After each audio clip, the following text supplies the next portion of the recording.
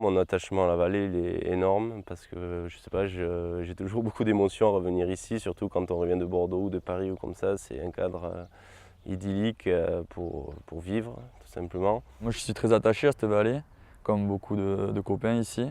J'ai toujours été amoureux de ce pays. Et une fois fait les études, lycée agricole, puis Purpan à Toulouse, j'ai décidé d'avoir pour le projet de revenir dans la vallée.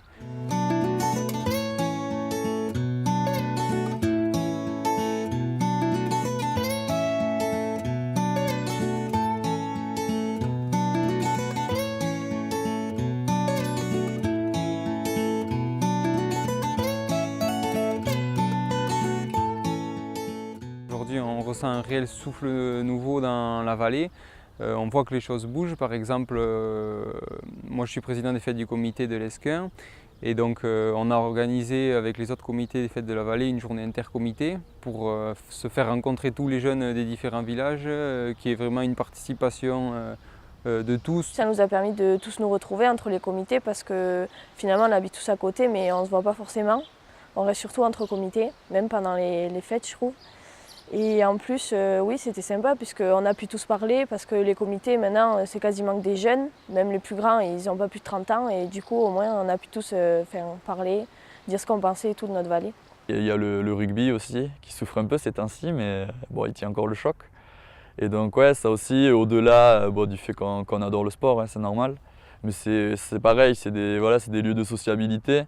Et c'est au-delà du ballon, des copains et tout ce qu'on peut entendre, c'est vrai que c'est ça qui est important à nos yeux, c'est faire vivre cette vallée tout simplement. Et là, ça passe par le travail, mais c'est aussi voilà, des moments de fête, des moments où on se retrouve. Et c'est clair que les clubs de sport, les associations, elles y participent largement.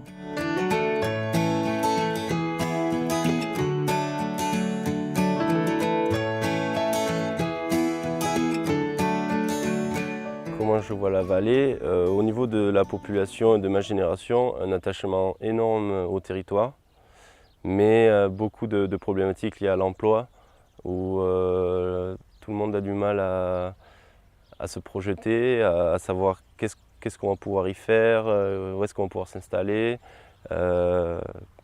enfin, quel boulot on va trouver, quoi. La vallée, moi quand j'étais plus jeune, j'avais l'impression qu'elle était un peu plus morte que maintenant. J'ai l'impression qu'il y a un peu un sursaut d'activité, des journées comme aujourd'hui, où les comités se rencontrent, tout ça, ça manquait un peu quand j'étais jeune. On manquait de cohésion. Maintenant, justement, en voyant que tout ça, ça part, enfin, que l'activité, les gens partent, les jeunes se regroupent et essaient de reformer des choses. Il y a beaucoup d'associations qui se montent dans tous les villages, même entre villages, pour essayer de redynamiser. Et ça, c'est quelque chose vraiment de très important et qui, j'espère, va fonctionner et remotiver les jeunes pour rester. Les jeunes de ma génération, on a pratiquement tous fait des études. Il y en a qui sont partis à Toulouse, à Lille, à Grenoble, à Lyon. C'est vraiment des villes assez lointaines de la vallée. Bon, là, je pense qu'on en a discuté un peu et on est pas mal à avoir quand même l'intention de revenir travailler ici, que ce soit dans 15-20 ans.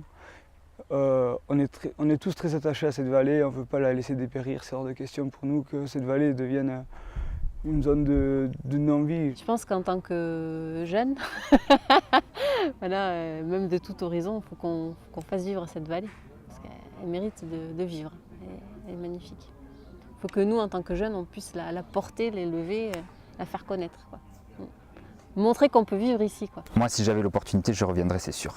Je pense que la plupart des gens que je connais qui sont partis, ils ont tous envie de revenir. Ici, on se sent chez nous, on sait qu'on a encore tout plein de choses à découvrir. C'est pas parce qu'on est né là qu'on connaît tout forcément.